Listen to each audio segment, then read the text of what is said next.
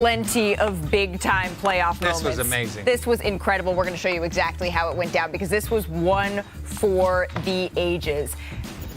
We thought, with Giannis Antetokounmpo returning here, Chene, that this would be the game. The Bucks get back. The series is tied. Oh, no. First quarter, coming out, dropping 22. I mean, let's talk about how this guy doesn't really shoot threes during the regular season, shows up when it matters most, and his game is fully unlocked. And let's also talk about the people that have played for the Miami Heat, and he's breaking all the records. Like, right. Can we just talk about that? But Giannis being a monster. I said it when I did Game 3. Having Giannis back is not going to solve all your problems. Correct. But boy, it solved a lot of them. Well, but look how much they're up with just under 9 minutes left. The no-look pass from Giannis, dime into Brook Lopez. Big double-digit lead here with under 5 minutes to go, and yet Miami kept coming. And Jimmy Butler did so many quality things, attacking Chris Middleton, getting him in foul trouble, getting him out the game. But there were some big shots hit by the others. Martin knocked down. He's been great all game here. Trying to call a timeout. Yep. No, you're being too lazy. You're being, like you playing against the wrong squad to be too lazy. That's Heat culture right there. Jimmy Butler fully embodying Heat culture. 13-0 run in 2 minutes up, and Jimmy, 30 stay seconds. Jimmy is feeling himself in this moment. So Milwaukee up by 2, 1:20 left. Jimmy takes a 3. You said he's not known for that, Janae, but my goodness. When it comes to the playoffs, every shot is a great shot for him. And around this time, this is when we got what we wanted. Watch this step back, and then he started talking his ish. And that is over Drew Holiday. Drew Holiday's one of the best defenders in the world. In the entire world, ladies and gentlemen, there is not a better guard defender that you can find. Well, Miami takes a 3-1 lead. Let's hear from Eric Spoelstra. I'm not ready to rank anything yet. We still have some work to do.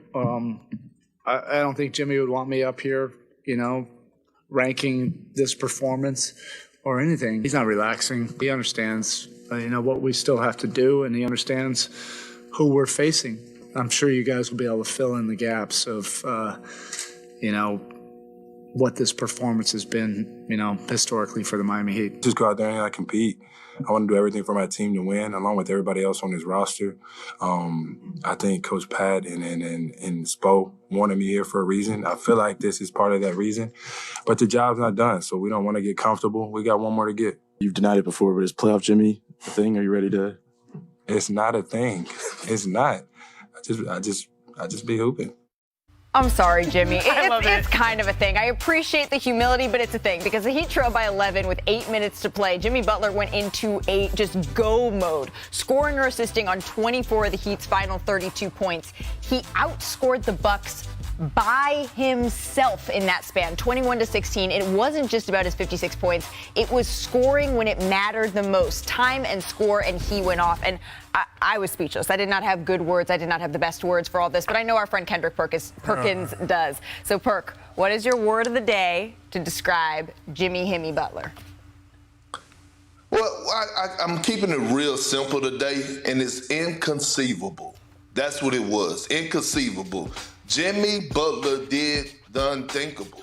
Nobody thought that he would come out there and put on this type of performance that he did last night. This was one of the greatest playoff performances I have ever seen. If you would have told me before the start of the game that Jimmy Butler would have carried this team with Brook Lopez going off for a career playoff high, 36 points, 11 rebounds, Giannis having a monster triple-double, and he single-handedly went toe-to-toe with those Giants. And by the way, over there on the Bucks, they have Drew Holiday, who could arguably be in the Defensive Player of the Year conversation. They have Brook Lopez and Giannis Antetokounmpo. Both of those guys could also be in the Defensive Player of the Year conversation.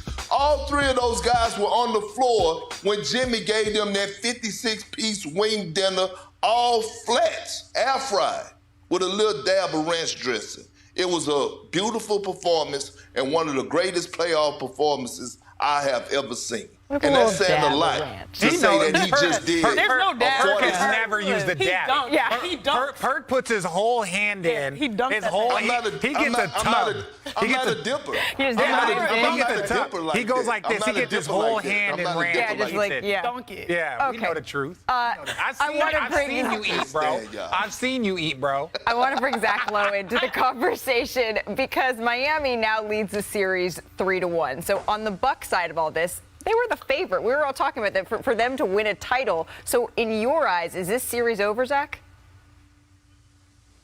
Over? First of all, inconceivable. Good job, Perk. I like the Princess Bride reference. It's inconceivable that this series is over. The Bucks have home court advantage, and they have Giannis. If this is a serious team, are you serious? This is a serious team. They will win Game 5 at home, and all they got to do is win one road game against a team, by the way, that has in this series alone lost Tyler Hero, lost Victor Oladipo, and about a week and a half ago looked like they were about to wheeze their way out of the play-in tournament with 2 straight losses. No, it's not over.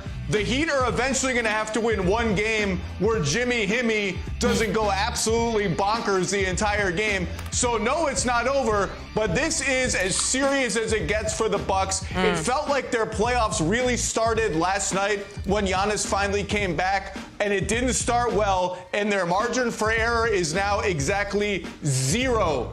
Yep. All the pressure is on them. Chris Middleton has a player option for next season. This team is not getting any younger. This is an urgent moment for them. And I'll tell you this, the Heat, they are not scared of any moment. Nope. They're going to come into Milwaukee. They're going to punch you in the face, and let's see what happens. The Miami Heat would be the first 8 seed to upset a 1 seed since the Chicago Bulls upset the 76ers in 2012. That 76ers Bulls series. The Sixers won. Derrick Rose got injured. So to come on NBA Today, we got some buckets to talk about. Yes, we do. Devin Booker buckets. Oh. Historic tear of his own that he's on. Janae's cheat sheet of Book's bag ahead of Game 5. That's coming up tonight. Plus, speaking of the Clippers, is it over for Tyler's squad? We are going to discuss. Yeah, man. Yeah, it's been over. Well, we also get to hear from Paul George, who is speaking with reporters for the first time since his injury. And I mean, I still can't believe this. Himmy Jimmy. Jimmy. 56 in a playoff win. So we're going to take a look back at some of the best postseason performances. Eric Spoelstra said he wasn't ready to rank them, but I think we are. He got a Himmy in there. Gets his right hand, which can happen at the end of the game. Some breakdowns for us one-on-one and shift defense. We didn't shift, and they scored too much in the paint late in the game. Very disappointing loss. It always comes down to game plan discipline. LeBron's been a strong right-hand driver since he's came into the league 20 years ago or however long he's been in the league. And, he gets to his right hand and, we got 2 guys on that side that are supposed to be in help. And, we didn't execute. And it's pretty much as simple as that. Game plan discipline, we needed it for 48 minutes and it let us down. Kendrick Perkins joining us now. So we heard from Desmond Bane, we heard from Taylor Jenkins, but I was standing in the hallway outside their locker room last night, and I watched John Morant walk by, and I watched Dillon Brooks walk by, and none of them spoke to reporters. That's after they've kind of been chattering. This is a team that builds themselves up with what they say publicly kind of all year long, Perk. So what do you make of this?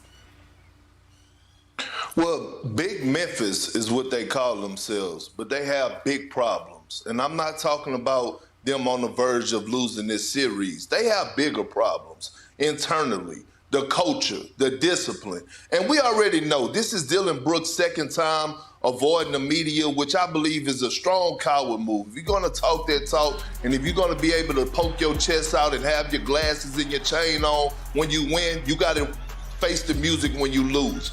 I have a problem with John Morant, though. With all he has been through this season, and for him to duck and avoid the media as the leader of the franchise guy, the guy that they gave the bag to that he earned, and rightfully so. But at the end of the day, when I look at Ja, we were talking about him, just about a year and a half ago, a pace of the league. That has gone out the window.